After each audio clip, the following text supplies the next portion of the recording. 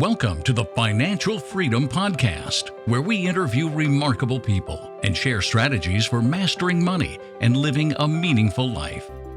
With your host, Grant Sabatier, creator of Millennial Money and author of Financial Freedom, a proven path to all the money you will ever need. This episode is brought to you by PolicyGenius.com. If you have a family that relies on your income, then you should definitely have term life insurance. Unfortunately, less than 10% of millennials have life insurance, and I don't blame them. I've always been personally leery of life insurance salesmen, but thankfully, with companies like Policy Genius, you can compare quotes from the top life insurance companies all in one place. So if you're one of the many people looking to buy life insurance right now, but you're not sure where to start, head to PolicyGenius.com. Policy Genius will help you find the best rate and handle the process completely. They'll get you and your family protected and hopefully give you one less thing to worry about. This episode is also brought to you by ShipStation.com. One challenge I've always had is how to easily ship my books and products like the Money Talk cards online. Just this past month, I've shipped over 50 signed copies of Financial Freedom and went looking for an easier way to get the best rate.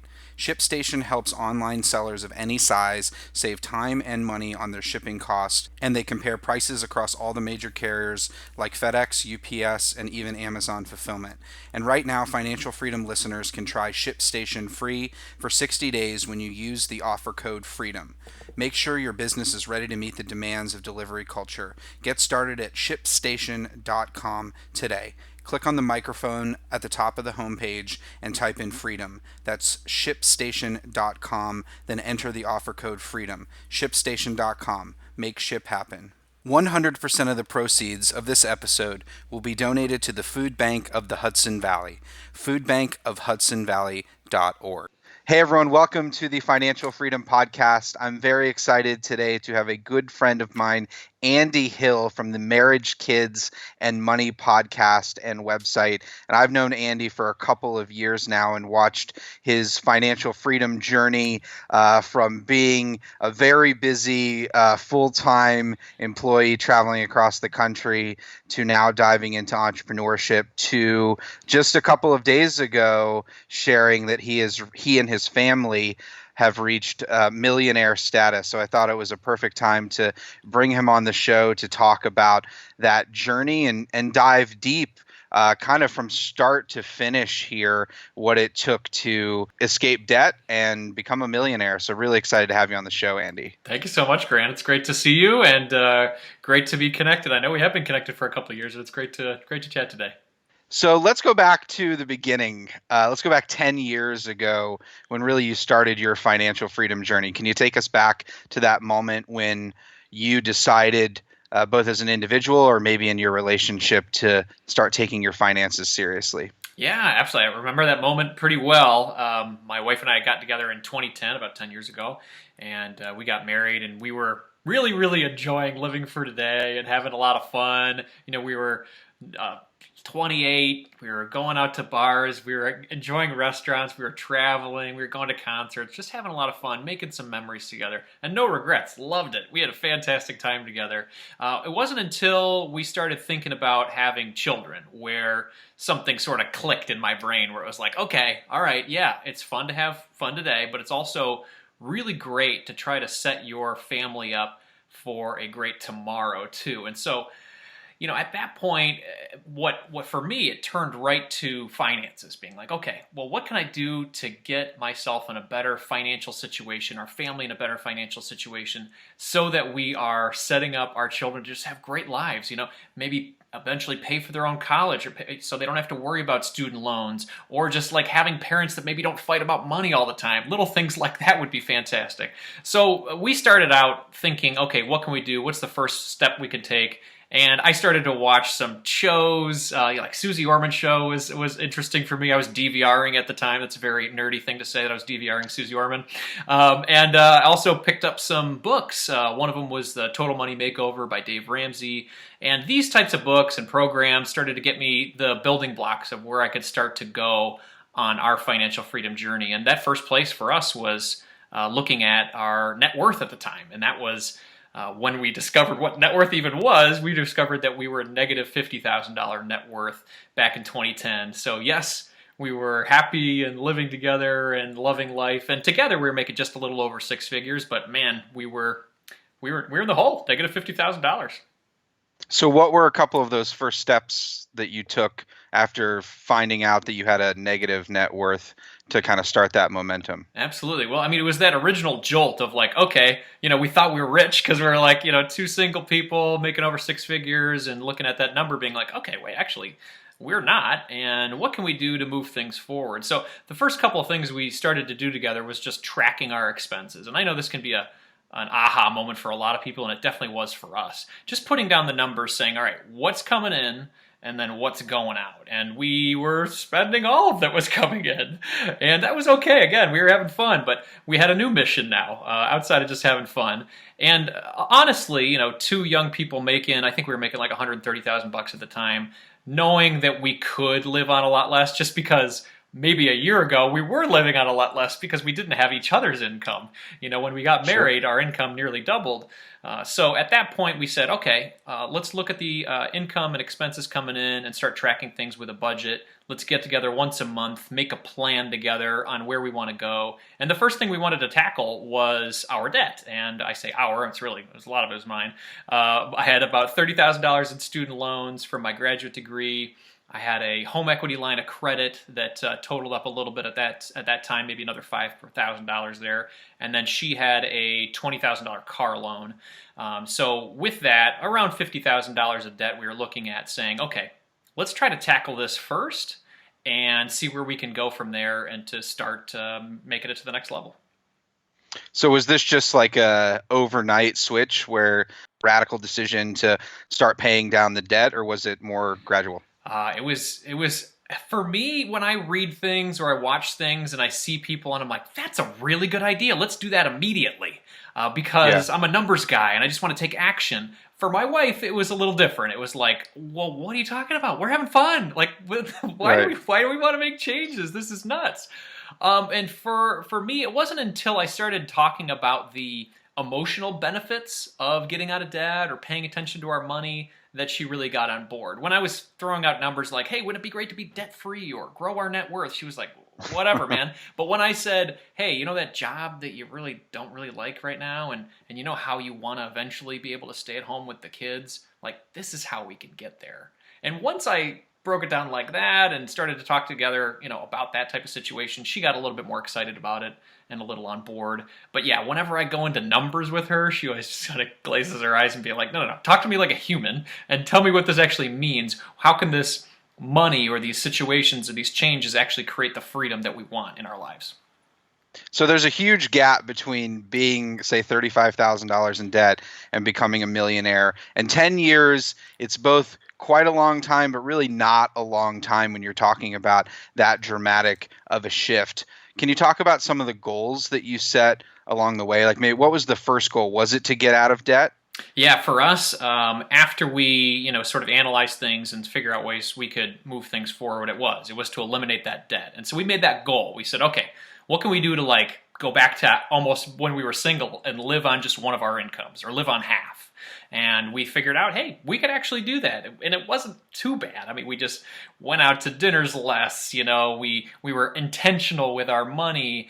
And, once we learned that we were going to be parents, we were going out to the bars a lot less anyway, and going out to restaurants a lot less anyway, and just staying at home and enjoying times like that. So we decided, hey, let's live on half and see what we can do in order to crush this thing. So we decided to do that, and in about 12 months, we paid off all of that, around $50,000 of debt that we had between the student loans and the car loan, and that was our first milestone there.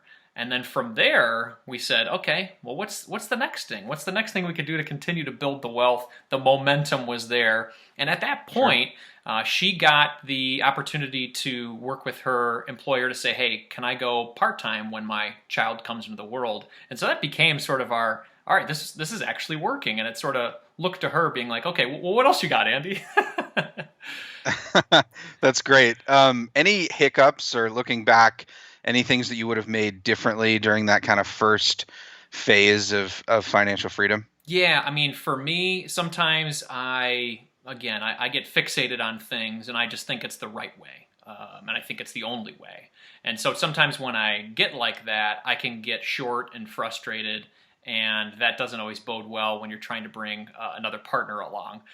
So when I would do that, when I wouldn't put myself in her shoes and be empathetic, that's usually when I would have some failure opportunities.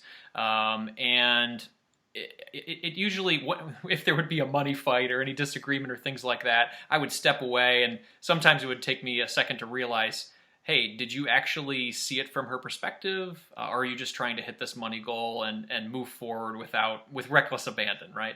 And so there were some times where we had some arguments that, that were difficult in the beginning. But when I stepped back and maybe took my foot off the pedal a little bit and realized that, hey, we can have fun and enjoy the journey as well as hitting these goals, that those were good days. So one of the big mistakes that I made in my own financial freedom journey is that I didn't realize that so much of the freedom that I was craving, I had a lot earlier on.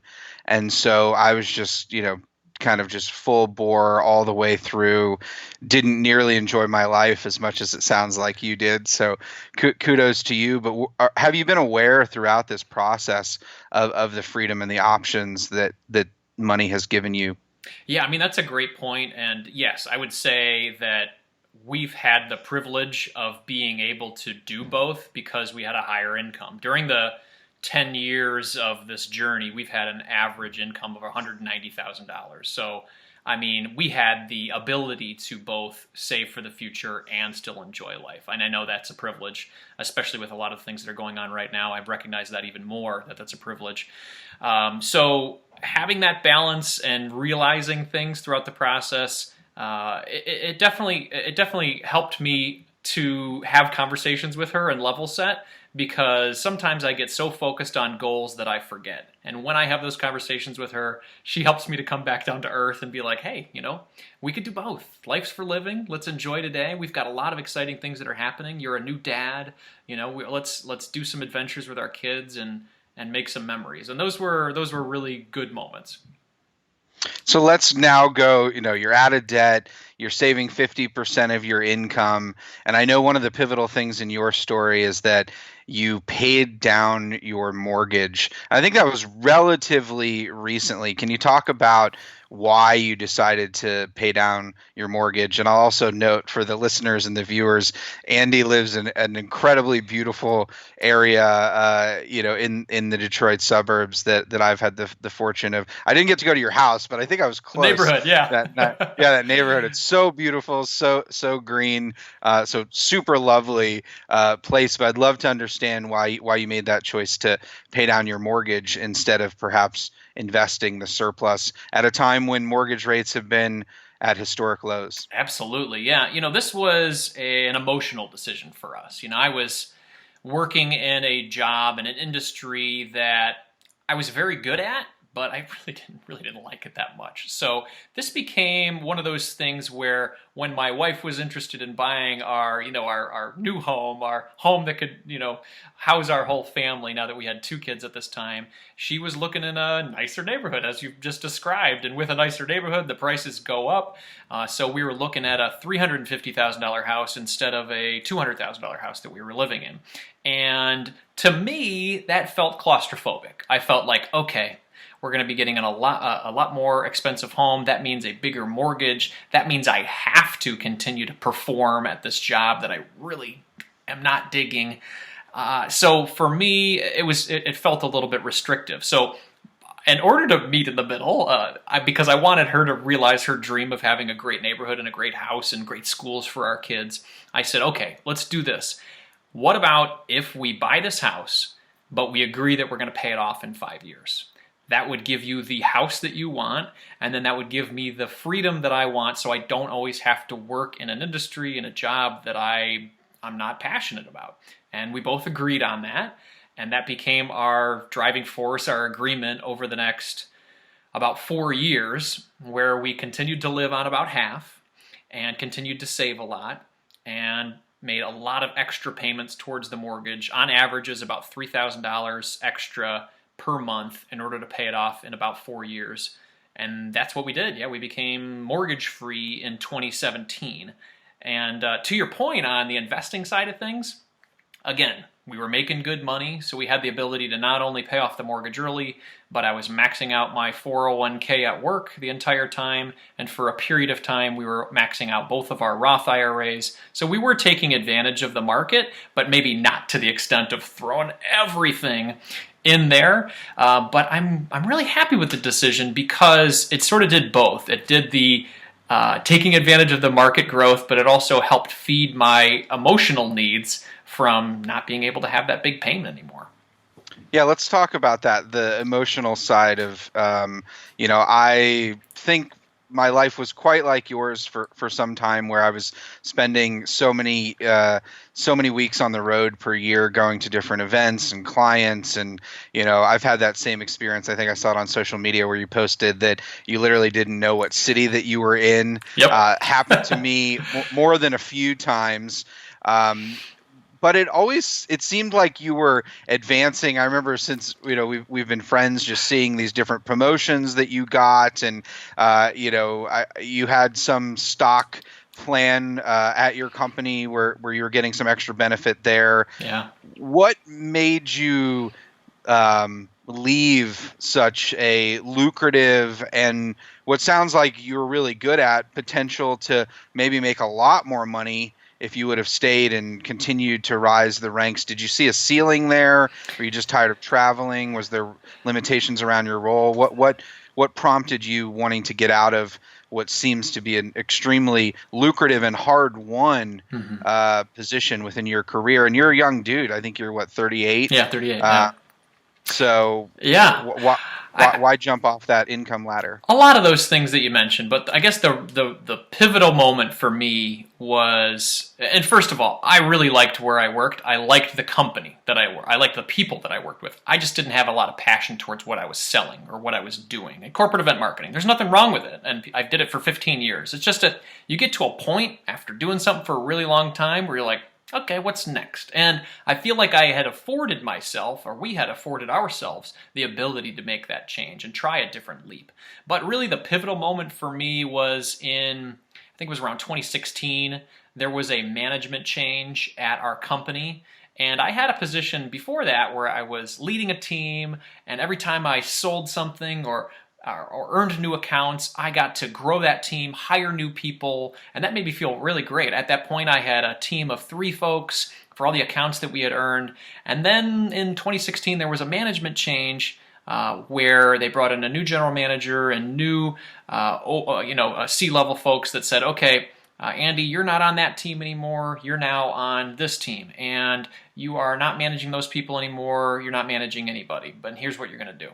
And it wasn't horrible, all the changes that happened, but I felt I felt powerless. I felt like I didn't really have control of my destiny. No matter how hard I worked, no matter how much I sold or brought to the company, it wasn't my choice at the end of the day. And that made me feel like, well, maybe I need something else that is my choice, or that I feel passion towards outside of work. Because when you're working all day or traveling on the weekends and you come home and you've got a lot of responsibilities as a new father, especially when you got kids that are very young, we did at the time, there wasn't a lot of time for just like, well, what do I want to do? What are the things that bring me passion? What are the things that are exciting me? Yes, I'm excited about being a dad, and I'm excited about doing well at work, but there's got to be more. And that was sort of the pivotal moment for me to try something different in 2016 at that time. So you've had the podcast, the website, Side Hustle, I believe, for at least a couple of years. Yeah, it was around that time, 2016. Yeah. Yeah, which is shortly after I started Millennial Money. I would love to hear how you prepared yourself financially as well as mentally and emotionally for the transition to full-time entrepreneurship, and what that was like. Yeah, from the financial side, we had gotten to a point where we were debt-free, mortgage-free. We had built up our 401k balances. I mean, I invested in that 401k full on with a company match for probably 6-7 years, and it had grown to almost $200,000 at that time during a great bull market, which was fantastic. Investing in our Roth IRAs. Anyway, I felt really comfortable on the retirement side of things, and we didn't really have any major expenses. So our costs were lower. Our retirement was almost on coast. We get to a point where we were like, okay, well, I can add a little bit more, but what else can we do with our money?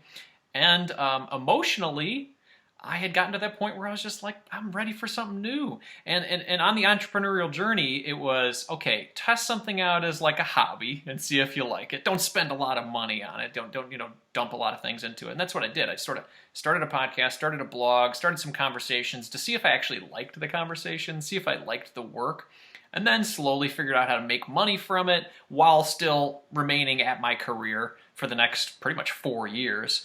And then when I got to a point where I said, well, I'm making enough money where I feel confident if I spend all of my time doing it, that I think we can live decently. And we had built up enough cash as well and just general savings because we were planning on buying our first rental property. And then we decided that was really not a good idea. We didn't really want to do that, add it onto our plates. It's just one more thing to do. So we decided to use that money as sort of a runway for me to start this entrepreneurial journey. We had saved up about $100,000 in cash, which was plenty for us to live on with our lower expenses. And I made the leap in January of this year, which was a crazy year to do it.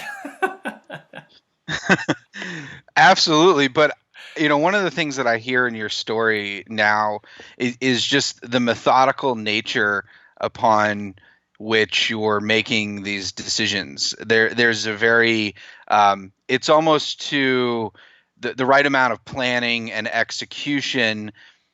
It sounds like somewhat minimized the emotional kind of maybe the fear, maybe the uncertainty. It's like with each level of financial freedom, you're getting more certainty and more, maybe even less risk in a sense. Or you can take more risk in your life without having those kind of what often for entrepreneurs and a lot of us are very emotional kind of ups and downs. And I really applaud you on that because it's almost kind of a perfect execution of the end-to-end strategy. And one of those key elements is keeping with it, planning and minimizing the downside so you can take more of these risks. So now that you've made this leap into full-time entrepreneurship in January, crazy year, also I think a great opportunity. There's more need for this type of information than ever. It's been a pleasure from my standpoint to see your content expand and grow. And I can say that I read very, very few blogs, less than 10 blogs, and yours is one that I always pay attention to. Thank you, man. So it's just been a real pleasure to watch your perspective and see how you think about it. More specifically, having kids, as I plan to hopefully have a kid here in the next year.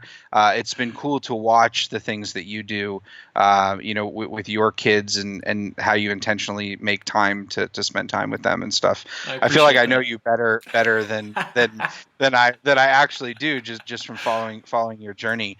But can you talk about now? You've been an entrepreneur since January. What's it been like? How have you made that transition? What are you learning? What are you learning about yourself? Yeah. I think the first thing that was the most revealing was in January, made the change, which was super exciting. Everybody's been super supportive from our community as well as just generally my family and everything like that. But the first thing I realized is that I often can take on more than is a reality. So what I did come December when I knew I was going to make the leap and everything was prepared, I got the money and the emotions all in check. But what I said was just yes to everything. I said yes to taking on new freelance gigs. I said yes to doing another podcast a week. I said yes to doing a brand new podcast that I wasn't even a part of before. I said yes to speaking engagements. I said yes to so many things. I'm going to write more. I'm going to be there there for my kids even more. I'm going to pick them up early. I'm going to spend more time with my wife. Everything under the sun. And then when January hit and I had my first week of entrepreneurship, I almost had a freaking panic attack, man, because I just loaded my plate so much to say, I'm going to do it all. And then I quickly realized I can't do it all. I cannot be the best dad in the world. I cannot be the best husband in the world and be the best entrepreneur all at the same time. There is a balance, and I definitely did not have it in January and February.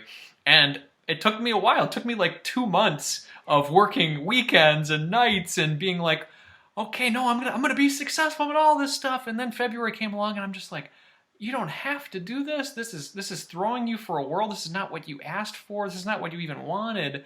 What can you do to still enjoy your passion, make an income, and still be there for your family?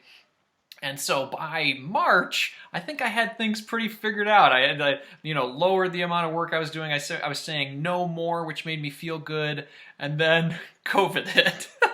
And it just threw everything for a whirl because my kids were then at home with us instead of going to school, so I had no time during the day to work.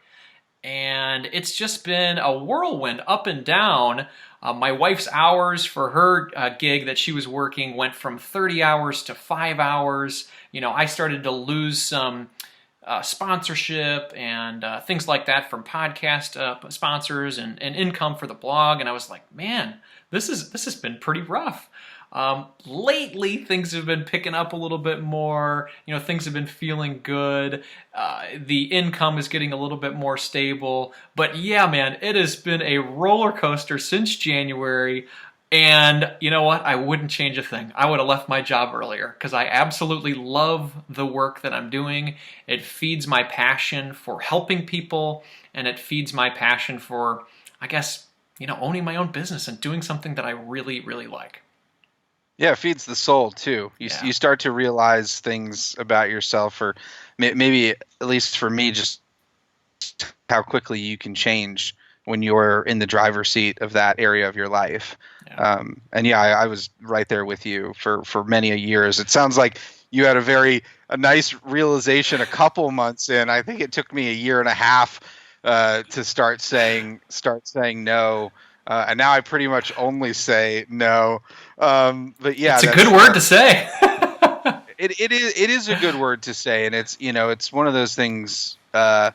As I feel I've grown personally, my interest in the nature of the work changes as well, because you start to just that same sort of itch that you get in your full-time job. You're like, man, I really want to be doing something on my own. You start to get that. I think it's inevitable in every entrepreneur's journey as well, where you feel like you've mastered a few of the things that you used to like doing, and then you once again are like, okay, what's next? What's going to be that challenge? Which is good and bad in some sense, because the world kind of naturally rewards persistence and people that do the same thing over and over and over. But that, like anything, can get quite boring. So my question for you would be, what inspires you? What are you excited about over the next 2 years in your entrepreneur journey? What do you want to do more of? What do you want to do less of? What are you most excited about? Yeah, I want to figure out how to just make a decent income while helping the most people possible. I think that's really all I want to do. And I get filled up when I hear from people who have either read my blog or listened to the podcast, or I've coached, or I've had a speaking engagement with, that write me a note or write me a review that just said, hey, you've really had an impact on me today. Thank you so much. Here's what I've done based on that. That just makes me feel like I'm making a difference, a true difference in people's lives. Because if you can control your money and tell it what you want to do, you have so much power for not only your life, but you can make a big difference in the world too. So I feel like by a small means, I have the ability to create some change in the world that makes me really inspired. Yeah, and that compounds, and that just you're already seeing that, and then you make that shift in your life, and It's awesome, man. It's really taken me back in a lot of ways, just chatting with you about this. And you're such an inspiration, especially doing this with, a family and 2 kids. And I want to now pivot a little bit, because the topic of your show is marriage, kids, and money. And I'd love now, anticipating kind of being a father, what advice would you have for me in terms of teaching my own kids about money and helping them build a good relationship with money? What are some things that have worked for you? Yeah, I appreciate that, man. And it's been fun because I get so geeked about the subject. I think that the passion that comes out of my voice or my interest can really rub off on the kids. So I know you have that same passion, and you can share the true stories that you've physically been through in your life that have helped you get to that point where you now can control the amount of time that you have to spend with them, to raise them, to teach them the things you want to teach them. Some things that we do in our house, and we started with Zoe, I think maybe she was 4. We started a chore and reward program every Saturday where she would come down and we would give her 3 manageable tasks to help around the house, but in order to do a couple things, to let her know that it's important to help your family. It's important to help. It's also important to do hard work and then get a reward for it, because as you know a lot of the successes you've had in your life, you put in a lot of work in order to get that reward. So it's reinforcing that. And then we give her $1 for her age. So she was 4 at the time. We gave her $4. She's 8 now. We give her $8. And with that money, we've been splitting it into 5 jars now. Spend, save, give, invest, and college. Because all of those 5 jars can start really interesting conversations. Why we save, why we spend, why we have fun spending, and it's okay to, why it's important to invest, why it's important for you to help out to get us to allow you to have a debt-free college life, and then why it's important to give, why it's important to give back, why it's important when you build wealth to be able to be the change that you want to see in the world. And those conversations are awesome. And over and over again, I just had the opportunity to interview my family for episode 200 on our show, and we talked about the importance of being able to grow your wealth and give back. And to see my kids answer questions like that unprompted now is just fills my heart, man. It's like it's working, and we're raising great little humans, and it just makes me feel happy. Thank you for that. That's actually a really great idea. So I appreciate you sharing that. And then let's talk on the marriage front real quick. My wife and I have very similar, I'd say, spending patterns. We're both naturally frugal. Money is something that, we reserve usually once a month. We'll sit down and kind of talk about it and get on the same page and more importantly, kind of plan for the future. But you alluded to this earlier in the episode where, with your wife, I think her name's Nicole, yes. right? Yep, Nicole. Yep. Yeah, it's. Let's talk about maybe the numbers. Since she's not as interested in the numbers, let's talk about the life and the life we want to build. I've found that strategy works incredibly well for me as well. I also, in my marriage, it's been important to have most of the money is our money, but then we have our own individual accounts as well that both give us some sense of freedom. Is there anything that, like any sort of hack that you've learned now in your own marriage, or just talking with so many couples that people tend to miss that you could share? Yeah, I think a good point that you brought up, and one of the things that I've learned from talking to a lot of couples, is there's no right one way to money with your family. And anybody who tells you this is the way and it's the only way, I think you got to double check that, because your marriage, your relationship is super unique compared to everybody else's. So find the way that it works for you the best. Everything joint is fine if that you really like that. Having completely separate accounts and figuring out a way to do that, or some hybrid in the middle is totally fine. For us, Nicole and I, we grew up like traditional, and we've done the joint thing ever since we've been married. But over time, we realized the importance of separate categories that were specific to us, not just a general lump category in the budget that says entertainment. It's like, no, Nicole wants her fun money. Nicole wants her dinner with girls money. She wants her coffee money. So we have like specific line items that say, these are important things for Nicole. Let's put that in the budget. And then same thing for me. I do game night with my guy friends, or I'll go golfing with my friends sometime. Hey, I want to make sure that I've got money set aside for that specifically, because they're almost just as important as making the insurance payment. You want to make sure that you are enjoying life, and then you've set aside money specifically for the things that are important. And we even have a category that's whoops, things that we forgot, so we put a couple $100 in there just because that always happens too, and just gives us a little grace. That way we are feeling good with the next month. Are these literally separate accounts? They're not separate accounts. They're separate line items in the budget. So we still have we have all of our income come into a checking account, and then from there we use our money to spend from that account, but those line items correspond. So each month we get together for our budget meeting, our budget party, I like to call it, because originally I was trying to convince her to come and hang out with me and talk about money, so I had to call it budget party. And then I had pizza and some drinks and stuff set aside, being like, hey, here's the spreadsheet, but don't look at that. Just look at the pizza and the drinks. Come hang out with me. And so for 10 years we've been calling it a budget party, and it's stuck with her now too. Is it the same time every month? So we do it. We try to do it the first of the month. So we get together, and that, depending on what's going on, if that's on a Thursday afternoon, then we won't do it. But that weekend, we usually get together. We try to make it fun. When the kids were young, it was difficult to do because they were hanging on our legs, or making it difficult. So we've been really crafty. Sometimes we'll go to like a kid play place before COVID, when you could do that, and the kids would be playing on the jungle gym or whatever, and we'd be sitting there cranking out the budget and planning out our lives and talking about our goals for the next step. So you got to get inventive sometimes. Sure, I love that. Is this literally a spreadsheet you use, or are you using Mint or Personal Capital? We've been using Mint for 10 years, and it's just one of those things that's sort of steady Eddie, and it works fine for us. There are so many other great ones right now. There's one specifically for couples, spreadsheet people, but Mint has been our go-to. Sweet. Yeah. That's awesome, man.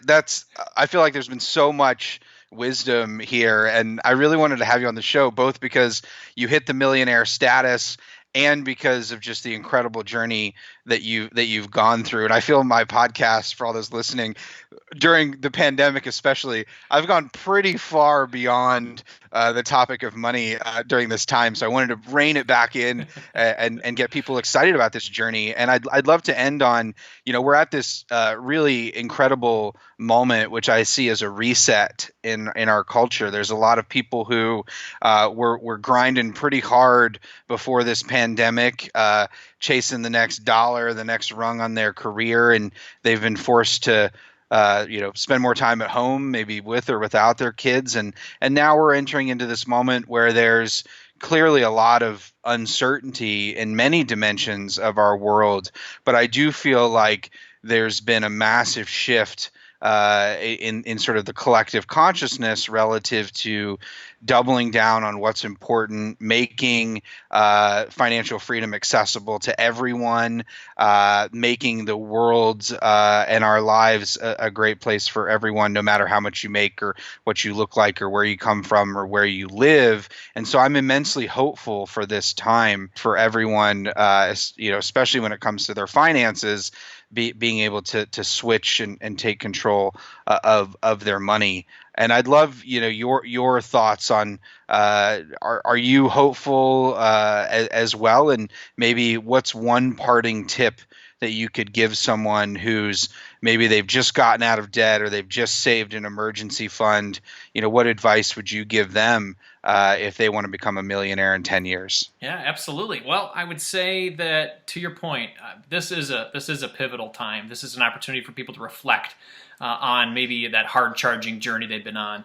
And it also gives you an opportunity just to kind of look around and see, wow, what could money do to help with any of these situations? What could money do to help me with my situation? What could money do to help people with other situations that I'm not involved with, but I could help? So I think the ability to grow your wealth not only helps you to do great things for your life, but it can also to help you create some change in the world that really excites you. And I think that is the true power of building your wealth, being able to allow you to have control of your time and be able to make some smart decisions both for you and the community that you live in.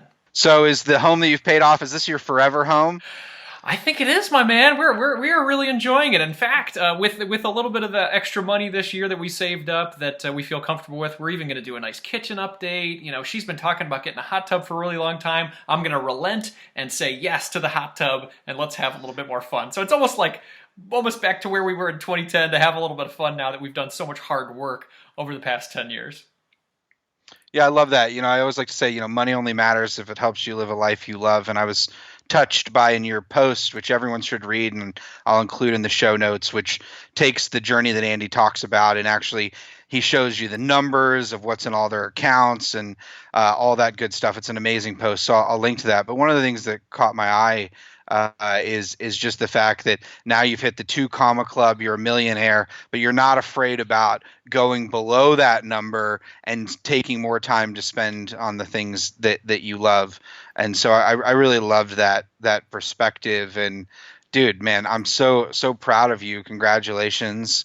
And it's just been fun to be on this journey with you, and I'm excited to see what's next in the marriage, kids, and money front, and as you fully embrace full-time entrepreneurship. And it's a fun conversation. Let's not wait too long to have another one. So appreciate you coming on the show. And where can everyone find you? I appreciate that, Grant. It's been great connecting again. I know we've had a chance to do it a couple times on my show, and I know we're going to connect later on this year in person. I think that'd be great. Yeah, if everybody wants to learn about my show, I also have a podcast called Marriage, Kids, and Money. So if you're in a podcast player right now, just type in Marriage, Kids, and Money. And if you're into reading instead of listening, you can check out the blog at marriagekidsandmoney.com. Hey, thanks, Andy. Hope you have a good day, and I do hope that we get to hang out soon, man. Absolutely. Thank you. This episode is brought to you by PolicyGenius.com. If you have a family that relies on your income, then you should definitely have term life insurance. Unfortunately, less than 10% of millennials have life insurance, and I don't blame them. I've always been personally leery of life insurance salesmen, but thankfully, with companies like Policy Genius, you can compare quotes from the top life insurance companies all in one place. So if you're one of the many people looking to buy life insurance right now, but you're not sure where to start, head to PolicyGenius.com. Policy Genius will help you find the best rate and handle the process completely. They'll get you and your family protected and hopefully give you one less thing to worry about. This episode is also brought to you by ShipStation.com. One challenge I've always had is how to easily ship my books and products like the Money Talk cards online. Just this past month, I've shipped over 50 signed copies of Financial Freedom and went looking for an easier way to get the best rate. ShipStation helps online sellers of any size save time and money on their shipping costs, and they compare prices across all the major carriers like FedEx, UPS, and even Amazon Fulfillment. And right now, Financial Freedom listeners can try ShipStation free for 60 days when you use the offer code FREEDOM. Make sure your business is ready to meet the demands of delivery culture. Get started at ShipStation.com today. Click on the microphone at the top of the homepage and type in FREEDOM. That's ShipStation.com, then enter the offer code FREEDOM. ShipStation.com. Make ship happen. 100% of the proceeds of this episode will be donated to the Food Bank of the Hudson Valley, foodbankofhudsonvalley.org.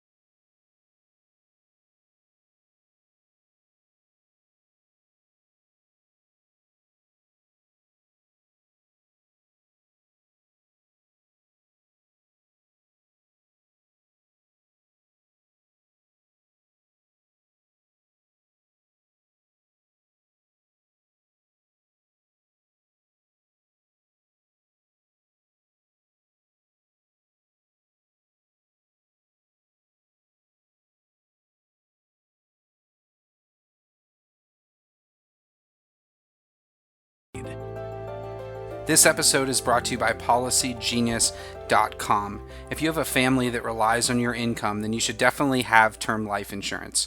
Unfortunately, less than 10% of millennials have life insurance, and I don't blame them. I've always been personally leery of life insurance salesmen, but thankfully, with companies like Policy Genius, you can compare quotes from the top life insurance companies all in one place.